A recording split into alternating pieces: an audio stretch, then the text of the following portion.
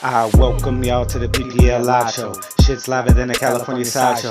On the board, all the teams talking mad shit, especially when the squad gets their ass kicked. PPL's like a bad bitch with an ass lift. Everybody wants to get some action, making trades while we're drafting. One of a kind, no other they can match it. PPL ever coming to you live. 12 years strong and we're never gonna die.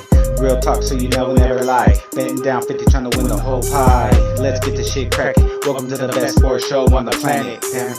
Tune in to the PPL Live Show. Kick your feet up like the blunt, get your eyes low. PPL gets you ready for the week. Co-host Matt Page shows hate when he speaks. Gino and the Jake gonna speak what he see. PPL motherfucker, I'm a OG. I'm ready for the shit to get started. Time to find out who's good and who's garbage. It's time to find out who the next champ is. Trying to win the whole pot, time to go cash in. World War III, time to load up your team. Hit the battlefield, leaving blood on the scene. You can speak what you think, I don't care what you mean. Focused on me, steady building my team. Now I'm sicker than COVID-19. EJ hops on the throne, but I'm coming for a seat. So's everyone else in the league. I just don't see a challenger stronger than me. With that said, dog, I'm ready for war now. Like I'm strapped in the hood, kicking doors down. PPL is my game now. Used to be fun, but the shit ain't a game now. Bringing the pain now. Opposition's laid down. Done with the flow, dog. Nothing left to say now. And that was our man Charlie White giving us the 2020 intro to PPL Live. Welcome back, ladies and gentlemen. It is Gino the Gent here. Week 4. That's right, week 4. We're already a month into the season. And here we are with PPL Live week 4 action coming at you. But before we jump into week 4, we're going to recap week 3. Starting with the Argonauts defeating squad underestimated 117 to 109. The GAFF attack in the prestige matchup of the week does it again, puts up a impressive 155 to the Mean Machines 137. Only for the boss leaves no doubt behind Patrick Mahomes as they score 175 to the Baby Gas team's 82. Patty's Twins comes up big on the goal line behind Aaron Rodgers, beating the Skulls and Aaron Jones 157 to 150. And appease the gods by the skin of their teeth, by the hair on their chinny chin, wins 118 to 117. All right, I got Ulysses as hate here, and we're going to give you our unanimous. That's right, we are in agreement this week with our Leave No Doubt Player of the Week, Patrick Pat Mahomes. 46 points for the boss as they destroyed the Baby Gas team. But Mahomes had more TDs than the entire Baby Gas team starting lineup and bench with 5 TDs, 4 passing, 1 rushing, 385 passing, and he had another 26 on the ground to lead only for the boss in the Leave No Doubt effort.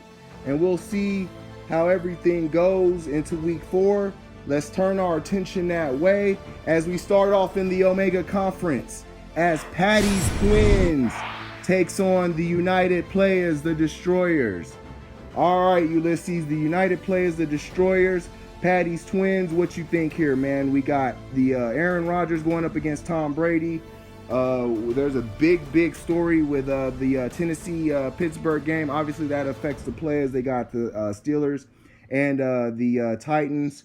And then obviously the Twins coming off of that impressive win. United Players really struggling. What you think of this matchup, man? Well, the Twins got right last week. I thought that they would after the Skulls' big week. I think, again, maybe the Skulls were looking past the Twins. Mm-hmm. But Twins coming up big. I mean, defense, can't count on that week in, week out. But it delivered last week. I just like this team when looking across at the United Players. I cannot take the United Players seriously as long as they have Josh Allen on their bench. Right. I'm surprised that we haven't seen Mean Machine. I'm surprised we haven't seen the Skulls try to go after that, just sitting on the UP's bench. Right. And I don't know what's going on here. The UP, again, would have won that matchup last week. Josh Easily. Allen's a stud. And so, yeah, I think the Twins, I think that they could get an easy win. They've got a 49ers coach on Sunday night that they could flex in last minute. Chiefs might have a problem with New England. I don't think so.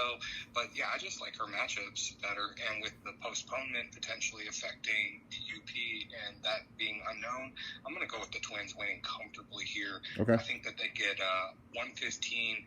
UP gets 88. Yeah.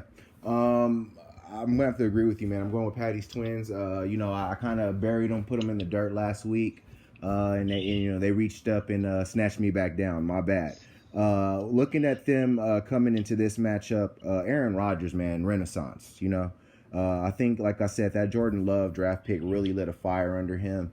And you could tell he's having fun again out there. I mean, he didn't have Devontae Adams, and typically when he doesn't have Devontae, he's yelling, he's screaming at the other receivers. I saw him smiling, very happy during that Saints game, throwing the ball deep, guys running open. I mean, Aaron Rodgers is looking like the Aaron Rodgers of old, and that's going to give Patty's Twins a chance every single week. Jonathan Taylor is a guy that I think that was a home run draft pick, probably the best pick of the draft outside of Edwards-Helaire as far as long-term value. Jonathan Taylor is probably going to be a staple of that Colts team for a while, and he's showing a lot of potential moving forward. And, of course, Robert Woods and Keenan Allen, they're starting to get into their groove, and they're obviously the number one receivers on their team.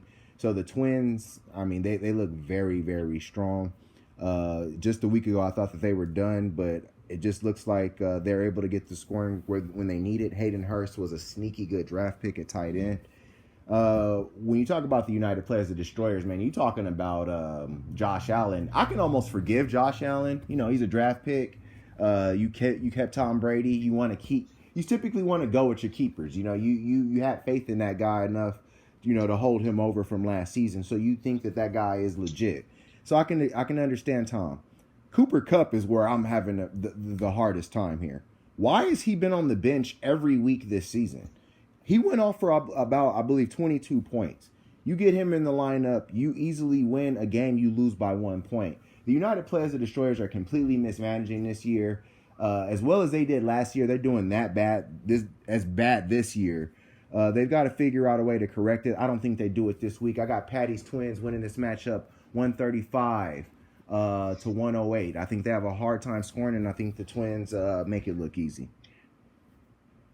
Moving on to our next matchup, we go into the Alpha Conference as the two of the highest scoring teams in Alpha class, as Only for the Boss takes on the Argonauts. All right, man, the Argonauts, they also escaped with a win behind a strong Sunday night from Drew Brees. How many times have we watched Drew rescue the Argo? He did it again Sunday night with a strong 25-point effort, especially when everyone was kind of leaving him for dead. Nick Chubb had a big week, and Ezekiel Elliott, he didn't have a great week, but he was solid. And Only for the Boss's side, leave no doubt. They left no doubt. They're looking like the strongest team in the PPL. They are on pace to be the Juggernaut era style winners. They have the strongest lineup when I look at them. But obviously they could be impacted by the James Conner postponement. But everywhere else, they look strong. They got number one player potential everywhere. What do you think of this matchup? It looks like it could be pretty high scoring. Only for the Boss, Argonauts, Alpha Conference. What you got, man? I couldn't agree with you more as far as the team I'm seeing with Only for the Boss. And, I've been dogging this team all season. But you know what? I'm at a point where I'm able to commit. They are the best team in the PPL, the scariest team to play in the PPL. And for that reason, I think that they win this game. Okay. With the Only Boss's scoring potential. And this Argos team, I'm not in love with. Okay. I think that he should have lost this past week. I mean, it was fortunate that he got it out, but I'm just not wowed. He's got a lot of great players. Nick Chubb's coming on. I think, there's going to be love in Green Bay, but Tampa Bay could very easily lose that game. And I just think that the way that the Chiefs are playing, I think that they're going to get into a game with New England, and I think that they just have a lot of scoring potential. Okay. So I think that in potentially a changing of the guard in Alpha, I think Only for the Boss gets 141 to the Argos 133. Okay, I'm going to have to agree with you. I think Only for the Boss does get this win. And I mean, it's for a multitude of reasons. I think Patrick Mahomes is by far the best quarterback to have on a week in and week out basis. He's pretty much matchup proof. So the fact that they're playing the Patriots doesn't really matter. When you factor in that he can hit Tyreek Hill or Travis Kelce, and that just doubles up the boss's efforts, I mean, that makes him darn near unstoppable. But the biggest reason why is Calvin Ridley. Calvin Ridley is, I think, taking over the #1 spot in Atlanta, and it's reducing Julio Jones, who was an Argonaut mainstay. And I think that could play a big part in this matchup. I'm looking at Stephon Diggs. I think that Josh Allen's improvement has a lot to do with Stephon. Stephon's a crisp route runner, a guy that can get open and create separation where the quarterback doesn't have to be super accurate. He just has to get the ball into that guy's vicinity. Stephon makes it throws easy for Josh Allen, and I think he's going to be able to do that against the Raiders defense. That's not top tier. On the Argonaut side, I think the Matt Ryan play is a matchup play. They're going to Green Bay. Drew Brees just had 24 points against Green Bay. I don't see why Matt Ryan would have a bad game. The running backs are good, obviously, but you know what? Josh Jacobs isn't as big a receiving threat as he should be, and neither is Nick Chubb, and I think that is what's starting to slow them down. If Adams and Jones are slowed down, this is probably not even a close matchup. But I say it is. I think George Kittle gets back in the lineup. The Argonauts make it interesting, but I'm with you. I think only for the Boss has another big week. I got only for the Boss winning this matchup 137 to 128. Moving on to our next matchup, we go into our interconference matchup of the week as the Omega Conference's Skulls take on the Alpha Conference's Baby Gas team. All right, man, so we got the Skulls and the BGT. Deshaun Watson is back in the lineup. Obviously, he probably was the difference. They went Gardner Minshew last week. That might have cost them. But Aaron Jones is on a whole nother level. Mike Davis was a great pickup for the Skulls. And that DK Metcalf, Tyler Lockett duo, it's paid dividends to this point, man. Like I said, that's a strategy that they're testing, and it's worked so far. On the Baby Gas team side, we got Cam Newton, we got Dalvin Cook, and not much more so far. I guess Will Fuller could be their third best guy right now, and that's probably saying a lot about where they are. What do you think of the Skulls and the BGT? I just think the BGT are in rough shape right now. They're just not getting a lot of production, and I think that they've got, again, Cam I think is in a good spot in New England. I just don't know if he's going to put up fantasy QB numbers. I think he's going to win some games up there. Minnesota to me has taken a step back this season. It just hasn't looked the same offensively, and I think that guys have been impacted. But when I look across, I think that the Skulls need to do something at quarterback. Okay. They've been doing this carousel. Deshaun Watson, they got Carson Wentz on the team, Gardner Minshew. So, just looking at this matchup, I like the Skulls. I think that they have a lot of good matchups this week. Mm-hmm. And I think they have a lot of scoring potential, especially if Russell Wilson continues trying to put on this MVP campaign. I thought that the Lockett, Metcalf draft picks were a mistake. I thought that the Dak Prescott, Russell Wilson picks were a mistake. I mean, all guys have been producing. Mm-hmm. I just think that the Skulls get the benefit that they can play both people. GAFF hasn't affected the GAFF though, 3-0. Right. But I think that the Skulls got this. The Baby Gas team, they need something, and I don't think that this week they're going to get the answer. I think that the Skulls win this one, 124 to Baby Gas team's 108. Okay, I have to agree with you. I think the Skulls go on ahead and get this one, and I think they get it convincingly. I think Deshaun Watson is actually set up for his first big game of the season against Minnesota. And I think it's going to probably end up with him going on a string of pretty good games. Like I said, I love the Mike Davis pickup. They needed some RB2 love, and they got it. And Mike Davis in that Carolina offense, he's not as good as Christian McCaffrey, but he's getting the same amount of volume, and he's doing something with it. So that's good on him. Kareem Hunt's another guy, man. He's finding a way to stay relevant in that Cleveland offense despite Nick Chubb obviously still continuing to get the bulk of the carry. So I like the Kareem Hunt playing the flex just because he is a lottery ticket play. He can have a big game out of nowhere. And I think that is part of what makes the Skulls an exciting team is you never know where the scoring can come from with those guys. When I look at the BGT, you know where the scoring is going to come from. It's going to come from Cam. It's going to come from Dalvin Cook. I think that they need to start looking at a trade. We didn't really get into it. We're going to talk about it a little later, but there was a big trade in the PPL between Squad Underestimated and Appease the Gods. I think the BGT may look to diversify and maybe get some pieces moving to see if they can get a little better. That being said, I think the Skulls run away with this one. I got the Skulls winning this matchup 129 to the Baby Gas team's 88. I think they have a really hard time scoring. Moving on to our next matchup, we go back into the Alpha Conference as the 2-1 Mean Machine takes on the reeling Squad Underestimated. All right, man. So Mean Machine in the prestige matchup of the week acquitted themselves well. Alvin Kamara gave us probably the run of the year so far on Sunday night. Mean Machine was knocking on the door. I really thought they had it, but of course Baltimore wet the bed on Monday night. No shame there. Looks like they went and got a quarterback, so they're trying to plug some holes. On Squad Underestimated side, I mean, I thought they had the Argonauts dead to rights. Like you said, the Argonauts should have lost that matchup. But it's not their fault that, the flex and the tight end went for 2.5 points each on Monday Night Football. What do you think of this one, Machine Squad Underestimated?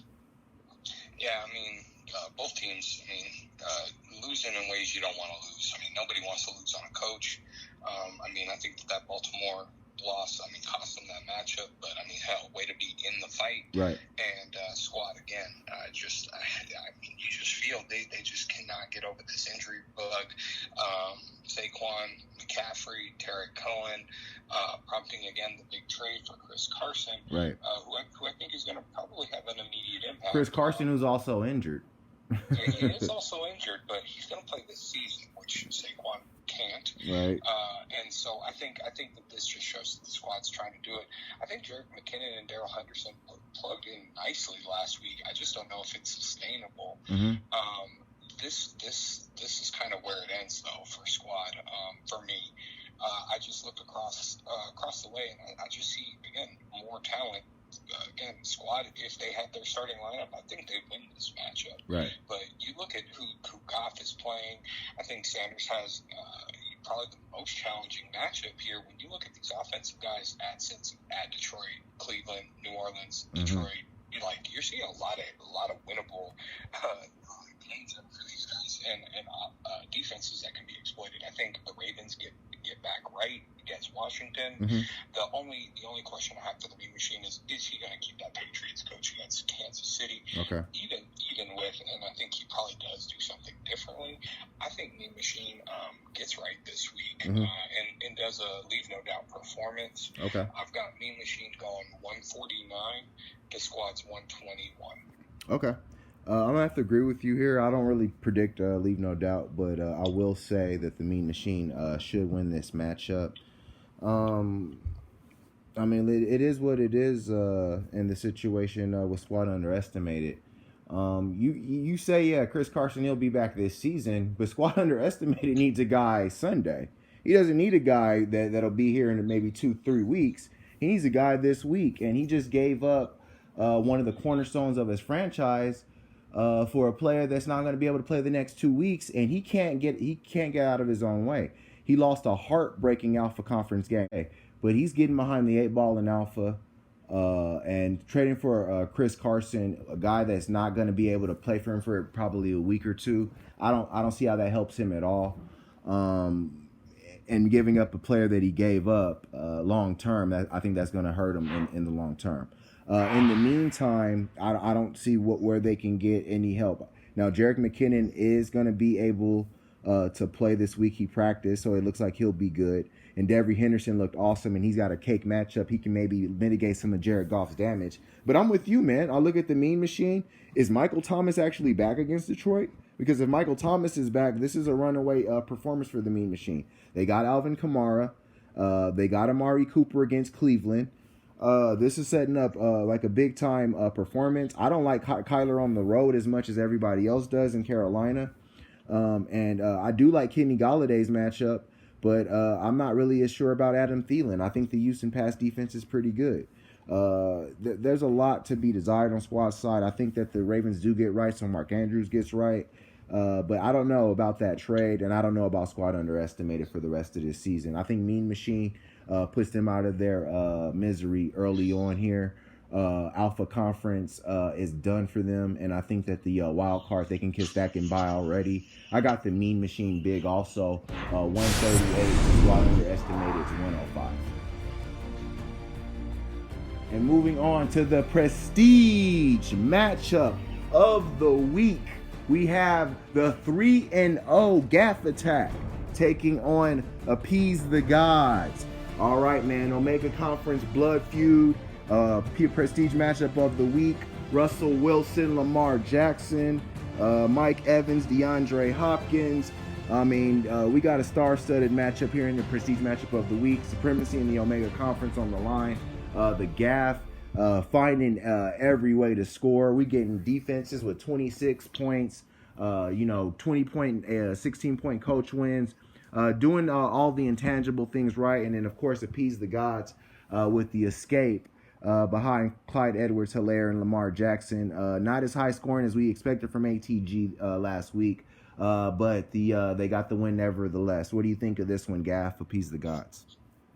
Yeah, I think GAFF did what they needed to do last week, but I do agree that just kind of looking at where they've been scoring, defense, head coach, I mean, it's good to get it. It's good to pick them. Right. I mean, we've already seen some movement there with the Rams coach for this week. So, I mean, he's making moves, and I think it was wise too.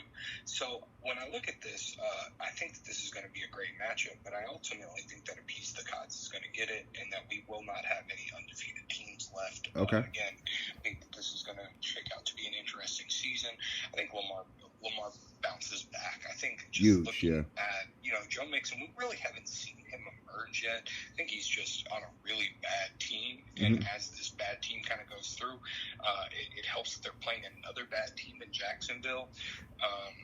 Clyde Edwards-Helaire showing that he's just, you don't need to pull him out with this Kansas City team. They're going to feed him. Right. Mike Evans too. I mean, it's weird out in Tampa Bay, but he's clearly he's catching 1-yard touchdown passes, man. No, he's clearly built a rapport with Tom Brady, and so he's going to get fed. I think the big things here is Noah Fant has shown to be, he's really pushing that supremacy at the position right now, just because Denver's just decimated at wide receiver, and he's really benefiting. And then you have David Montgomery, again, another guy who I think will benefit from an injury to Tarek Cohen. A lot of questions in the season and in the last few seasons between the two-back system in Chicago, so I think he's a beneficiary there. But again, I look at the other side. Gaff's got, MVP candidate Russell Wilson. I don't know about Atlanta and Miami. There's a lot wrapped up in these few games, and so I think again, the other variable here that just has me leaning more Appease the Gods is we don't know what's happening with Pittsburgh and Tennessee yet. Yeah. When I look at the defenses, head coaches on both teams, I like their matchups. Well, for solid. So, yeah, I think that it just really comes down to me that I think Appease the Gods has a little bit better talent, and I like their matchups. And so I think Appease the Gods gets it here, and I'm going to get it at 134 to the GAF's 127. All right, man. I'm going to have to go the other way in the prestige matchup of the week this time. I've been picking against the GAFF, and I've been wrong. I mean, they're finding every which way to score, and I'm not a man that's going to bang my head against the wall. When I see something happen, I'm going to adjust to what I see. I'm not a blind man, and I'm seeing Russell Wilson, and I think that what the GAFF needs to do at this point is go gangster, move Dak Prescott, get you a tight running back. And go for the throat in the Omega Conference, because trying to keep both of these guys and juggle them week to week, is going to win you some games, but you're going to need a guy that's better than Myles Gaskin. You're going to need a guy that's better than Todd Gurley, and you're going to need a guy that's better than Leonard Fournette. And you can probably go get that with the way Dak Prescott's playing right now. That aside, I think that the Tennessee game might get rescheduled to Monday night. There is a lot of uncertainty around it, but I think Juju Smith-Schuster could have a big game if they do allow that game to go down and they get the scoring. Now, if they have to go another way, I do like CeeDee Lamb also against Cleveland. So I think the GAFF is fine in a lot of different places. I think Zach Ertz on Sunday night with Goddard out, they're going to have to funnel the game plan back to him. And he was a guy that was catching 10 passes a game last year. I think that they'll return to that kind of game plan, especially against San Francisco, who's going to be able to clamp down on a lot of their running game. On Appease the God side, man, Lamar can't put tape out like that, like he put out on Monday night. I mean, when you throw for 97 yards, it's just not a good look. I mean, I don't care what the circumstances of the game is, especially when you're playing from behind. Those are opportunities for you to chip back into the game and get that passing yards. They look dead to rights. Lamar looked flustered. Now, I don't expect Washington to be able to pull off anything close to what Kansas City did. But, I mean, if there's something that they see and they can exploit, they may be able to do something there. I don't think that they can. I think Lamar plays well. But I'm not as sure about Clyde Edwards-Helaire. I think New England's going to find a way to take away something that Kansas City does well. And it's probably not going to be Patrick Mahomes. It's probably going to be their ability to run. Mike Evans against the Chargers, they have a good secondary. Like you said, you're not too sure about that matchup. I could see them being able to, Chris Harris, being able to kind of slow Mike Evans down and that hurting Tom, being that Chris Godwin's out. I like David Montgomery, but I just think the GAFF right now is in a scoring groove, and I think that they continue it. I got the GAFF attack winning this matchup 134 to 127. Alrighty, thanks, ladies and gents, for another week of PPL Live. May the odds be ever in your favor. Ulysses S. Hate and Geno the Gent signing off.